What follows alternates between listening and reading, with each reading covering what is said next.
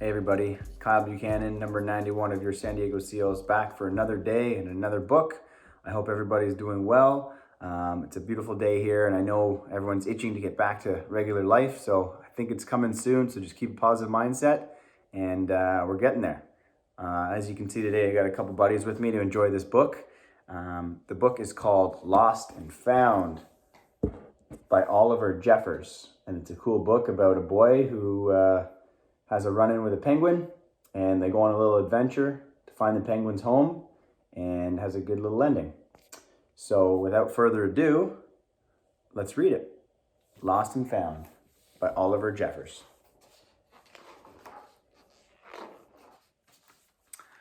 Once there was a boy who found a penguin at his door.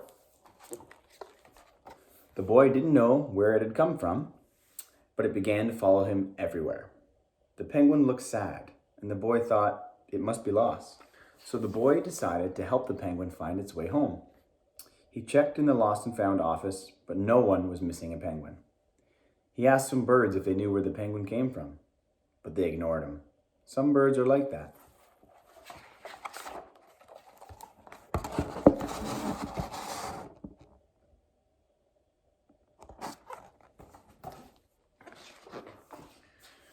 The boy asked his duck, but the duck floated away. He didn't know either. That night, the boy couldn't sleep for disappointment. He wanted to help the penguin, but he wasn't sure how. The next morning, he discovered that penguins come from the South Pole, but how could he get there?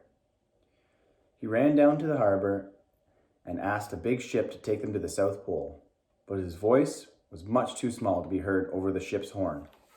Together, the boy decided he and the penguin would row to the South Pole. So the boy took his rowboat out and tested it for size and strength. He told stories to the penguin to help pass the time. Then they packed everything they would need and pushed the rowboat out to sea. They rowed south for many days and many nights. There was lots of time for stories, and the penguin listened to every one. So the boy would always tell another. They floated through the good weather and bad when the waves were as big as mountains.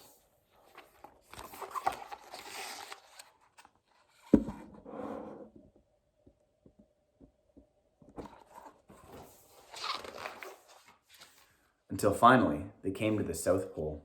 The boy was delighted, but the penguin said nothing. Suddenly, it looked sad again as the boy helped it out of the boat. Then the boy said goodbye and floated away. When he looked back, the penguin was still there, but it looked sadder than ever. It felt strange for the boy to be on his own. There was no point telling stories now because there was no one to listen except the wind and the waves. Instead, he just thought. And the more he thought, the more he realized he made a big mistake. The penguin hadn't been lost, it had just been lonely. Quickly, he turned the boat around and rowed back to the South Pole as fast as he could. At last, he reached the pole again. But where was the penguin? The boy searched and searched, but he was nowhere to be found. Sadly, the boy set off for home. But then the boy saw something in the water ahead of him. Closer and closer he got, until he could see the penguin. And so the boy and his friend went home together, talking of wonderful things all the way.